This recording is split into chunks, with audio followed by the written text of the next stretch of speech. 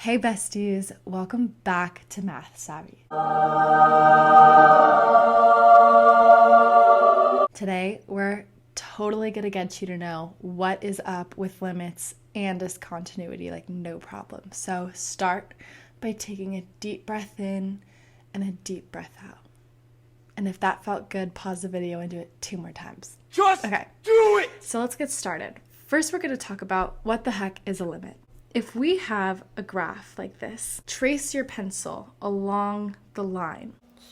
Wherever your pencil is the limit of the corresponding x value. The limit as x approaches 3 is going to be equal to 2. It's going to look like this. So we take our pencil and we trace until we get to 0. What number is that? That's -1.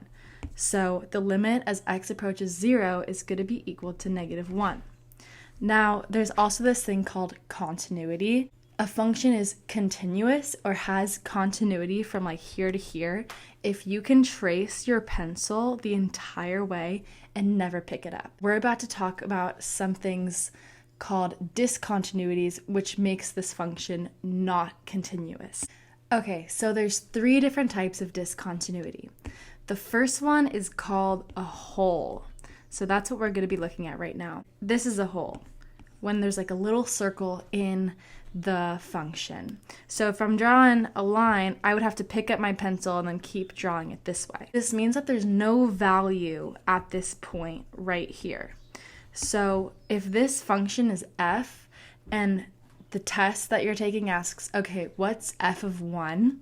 Well, at 1, this function does not have a value because there's a hole.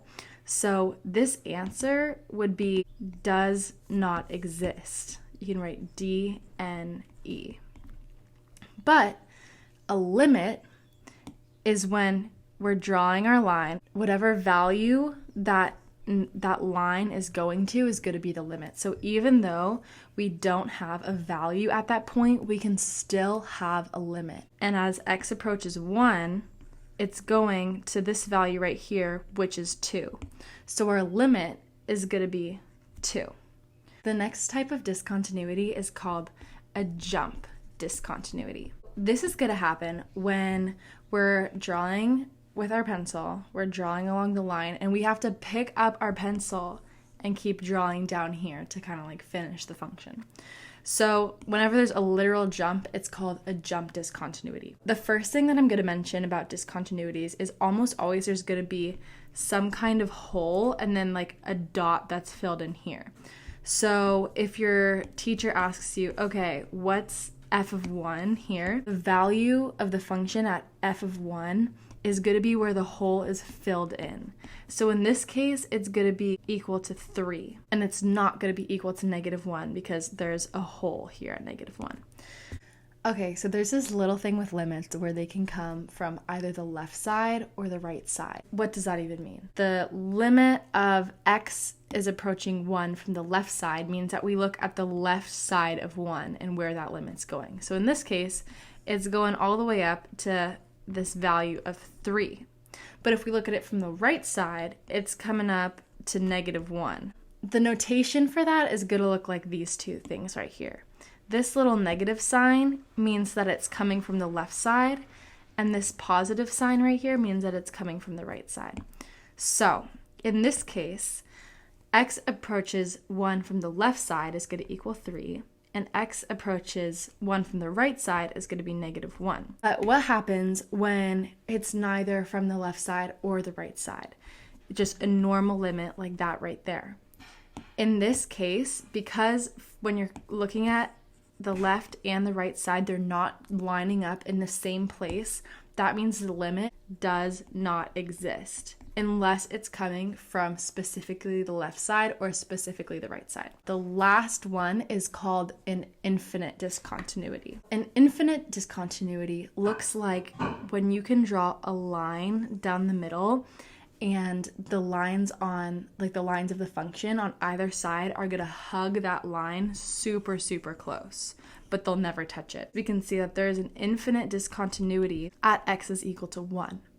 So this means that if they ask, okay, what's the limit as x approaches 1 from the left side? All right, left side, it's shooting all the way up here and it's just going to skyrocket super high. So the answer to that one would be infinity. And then similarly, if we look, all right, what is it from the right side? It's going to negative infinity. Like the last one, since they're not going to the same place, the limit in general as x approaches 1 is going to be does not exist. Okay, so this is what questions your teachers are going to ask. So they're going to give you some sort of graph like this, and they're going to be like, all right, first of all, where are the discontinuities and what kind of discontinuities are there?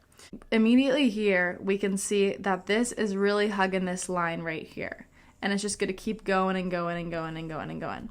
So we can tell that there is an infinite discontinuity at x is equal to negative 2. It's important to write x is equal to negative 2 sometimes, depending on the teacher, otherwise it might get bad. Okay, I can also see that there's a jump happening right here. So there's a jump discontinuity at x is equal to negative 1. And then lastly, there is a hole right here. A hole is at x is equal to 3. The most common type of test question you're going to see with this kind of stuff is going to look like this. Let's just go through them in practice. You can do it on your own or you can do it with me. F of negative 2, where's negative 2? F of negative 2 is right here, and we don't have like any line or dot here that's telling us where f of negative 2 is. So it's not going to exist. It's going to be D and E. However, if, let's just pretend for a second. If there was a dot, let's say at 1, f of negative 2 would be equal to 1. But in this case, it doesn't exist. All right, next step, we have f of 1. All right, well, this is 1 right here. And remember that we always go with where the circle is filled in. So in this case, there's 1 right here. So it's not going to be up here because there's a hole. F of 1 is going to be equal to, that should be negative 1. Next, f of 3. F of 3 is right here. And look, we have a hole, so there's going to be no value there. So again, does not exist. The limit as x approaches negative 2, but from this left side here. So here's negative 2, and it's going all the way up here. So the answer is going to be infinity. From the right side, same thing, except negative infinity.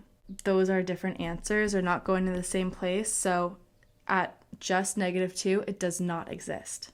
1, from the left side, what do we got?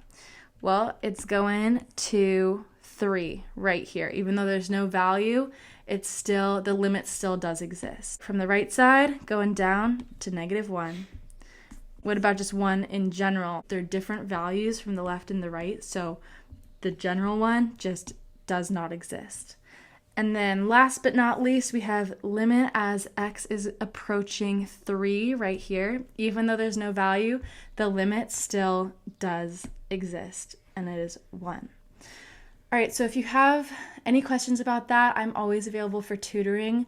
Another problem that you'll probably see on a test is called the piecewise function. That can look a little bit scary, but it's not. You just have to practice.